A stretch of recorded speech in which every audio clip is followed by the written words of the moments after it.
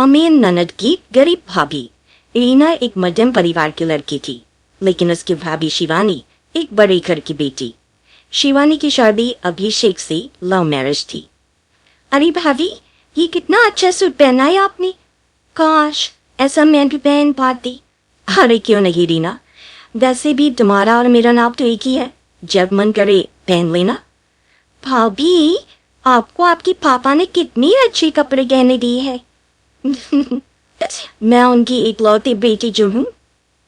बेटी तो मैं भी इकलौती हूँ, लेकिन क्या करे, पापा है नहीं, पता नहीं कैसे होगी मेरी शादी। तभी वहां शिवानी के सास आ जाती है। अरे क्यों नहीं करेगा भाई तेरी शादी धूमधाम से, आखिर जिम्मेदारी है तो उसकी।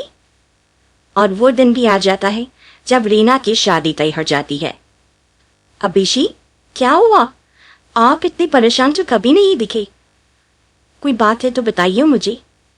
और शिवानी, वैसे तो शादी का सारा इंतजाम हो गया है, लेकिन गहनों का रेट तो आसमान छू रहा है। कैसे क्या करूं, कुछ समझ में ही नहीं आ रहा। थोड़ी देर में शिवानी अपने पूरे गहने अभिषेक के सामने रख देती है। ये लीजिए, गहनों का इंतजाम भी हो गया। अरे नहीं नहीं शिवानी, मैं ये गहने किसी हालत में भी नहीं ले सकता। ये तुम्हारे पिता ने तुम्हें दिया था और तुम होगी। तभी वहां सास आ जाती है। अरे तो क्या हुआ, इसकी तो हो गई ना शादी, अब किसे दिखाने हैं इससे गहने। सास गहनों का डिब्बा शिवानी के हाथ से लेकर वहां से चली जाती है। रीना की शादी धूमधाम से होती है और अब वो बड़े घर की बहू बन जाती है। वहीं रीना की शादी के बाद शिवानी और अभिषेक उसकी शादी के कर्जों से डूब जाते हैं। मैं सोच रही हूँ वो नौकरी करनी शुरू कर दूँ। वैसे भी पढ़ी लिखी हूँ, आपकी थोड़ी मदद भी हो जाएगी। आप वैसे शिवानी कुछ दिन कर लो तो अच्छा ही होगा, क्योंकि ज़रूरत भी है। अब शिवानी भी नौकरी करने लगती है और घर खर्चे में अभिषेक का हाथ बटाती है। एक दिन शिवानी, रीना का फोन आया था, कह रही थी कि आने वाले त्योहार में उसके ससुराल जाना है।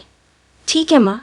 अरे ठीक तो है, लेकिन एक काम कर लेना, उसके सास ससुर से लेकर पूरे खानदान के कपड़े मिठाइयाँ सब ले आना, और हो सके तो रीना के लिए छोटे से कान में पहनने के बूंदे भी। और क्या है ना, शादी में उसे सारी बड़ी बड़ी कान की ज्वेलरी दी थी, घर में पहनने के लिए तो उसके पास कुछ भी नहीं है।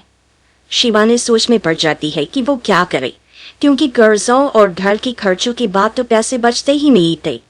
शिवानी फिर अपने पिता को फोन करती है और उनसे पैसे मांगती है।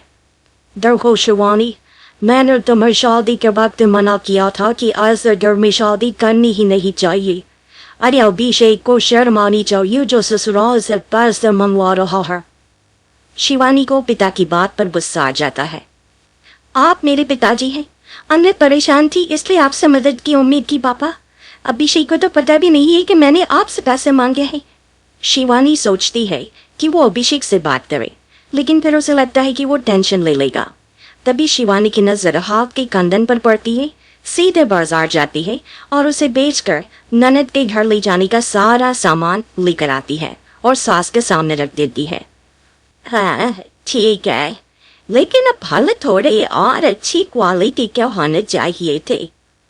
शिवानी कुछ नहीं कहती, माँ से चली जाती है। एक दिन शिवानी, रीना का फोन आया था, बहुत रो रही थी। क्यों माँ, क्या हुआ? सब ठीक तो है ना उसके ससुराल में? अरे तूने तो उसके नाक ही कटवा दी। अब मैंने क्या कर दिया माँ? कह रही थी कि बड़े घर की बहू है भाभी, जो कपड़े दिए वो ब्रांडेड भी नहीं थे। तू तो जानती है ना उन लोगों का पहनावा कितना अच्छा है। तू तो मेरे बेटे का भला कभी सोचती नहीं। हाय भगवान, अरे बड़े घर की बहू है, इसी बात की जलन है ना तुझे।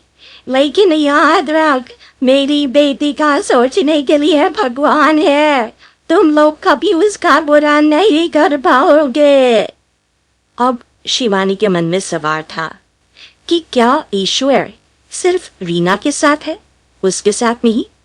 लेकिन उसे सुकून था कि वो अभिषेक के साथ उसकी जिम्मेदारियों को निभाने में बराबरी की हकदार है। शिवानी वहां से चली जाती है। वो सास से कुछ नहीं कहती, क्योंकि अमीर घर की बहू बनकर रीना को भले ही सुकून न हो, लेकिन गरीब घर की बहू बनकर शिवानी खुश है।